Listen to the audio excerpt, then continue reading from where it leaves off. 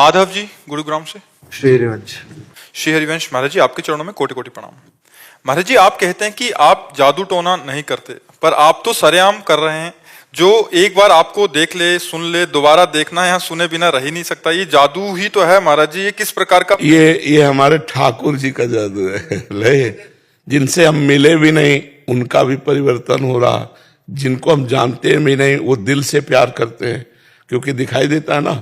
तो ये जादू ठाकुर जी का है। जो सही बात है बाबा। हाँ, तो मेरा नंबर आया तो मैंने सोची कि बाबा से प्रश्न करूंगा बहुत सारे, लेकिन अब तो मैं देख लियो तो कोई प्रश्न बचो ही नहीं। ये ठाकुर जी का है। नहीं, हम अलग सी शक्ति को एहसास है वो भगवान की शक्ति, भगवान का कृपा प्रसाद। जैसे बहुत से भाई लोग आके कहते हैं आप स्वप्न में हमारे आए, आप ऐसा किए, तो हम जब तो गए होते तो हमें पता होता ना। हमारे ठाकुर जी रूप धारण करते हैं, स्वप्न में जाते हैं, उनको उपदेश करते हैं। ये सारा खेल करें करावें आप सब, और जने बड़ाई दे करते ठाकुर जी हैं, और बड़ाई दास को मिलती है। ये उनकी महानता है, ये ठाकुर जी सब करते हैं। अर्चना जी। श्री हरिवंश महाराज जी। महाराज जी दंडवत प्रणाम। महाराज जी, गृहस्थों के लिए आपके विचार उच्च कोटि के हैं। एक प्रश्न ये है कि क्या हमारा भी लीला में प्रवेश संभव है? संसार में अब किसी से जी रुचता नहीं है। लीला में प्रवेश के लिए हमें अधिकार चाहिए। देखो, जैसे भारतीय नागरिक हम हैं, लेकिन हम राष्ट्रपति के नजदीक पहुंचे, इसके लिए हमें आवश्यकता और योग्यता दोनों दर्शानी पड़ेगी कि हमारी आवश्यकता है कि मिलना ही है, और योग्यता हमें दर्शानी पड़ेगी, क्योंकि कारण पुष्ट होगा तो हम योग्य हो जाएंगे। कारण पुष्ट होने पर योग्यता अधिकार अपने आप मिल जाता है। अगर कारण कमजोर हुआ तो योग्यता नहीं होगी, उसमें कारण पुष्टता होनी चाहिए।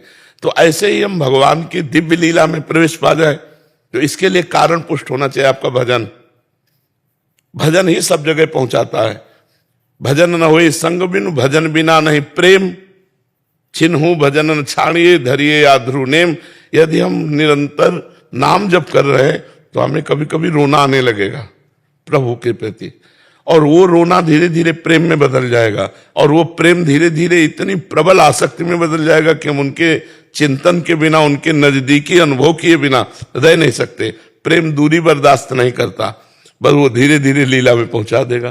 पहले हम लीला चरित्र खूब सुने, खूब नाम जप करें, और अपने शरीर के सुख भोगों से बचे, नहीं तो शरीर आसक्ति बनी रहेगी।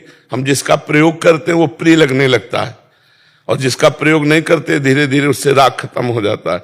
तो शरीर ही मेन है जो हमें जन्म मरण के चक्र में फंसाता है, और शरीर ही है जो मुझे जन्म मरण से मुक्त कर सकता है।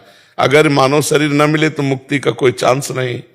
तो ये शरीर मिला है, इस शरीर के भोगों से विरत हो, खूब लीला कथा कानों से सुनो, नाम जप करो और चिंतन परायण रहो, तो धीरे धीरे भगवान से आसक्ति हो जाए। आसक्ति लीला में प्रवेश करा देती है। तो ये ना सोचे कि क्या हमारा भी लीला में प्रवेश हो सकता है। लीला में प्रवेश होने के लिए ही हमें मानव देह मिला, हमें शरणागति गुरुदेव की मिली, हमें नाम मंत्र जपने का अवसर मिला। तो हम श्री जी से रोएं, श्री जी से प्रार्थना करें कि उनका भजन हमारे अंदर चले। खास बात है भजन, और जब भजन चल रहा तो कुछ दुर्लभ नहीं, कुछ दुर्लभ नहीं।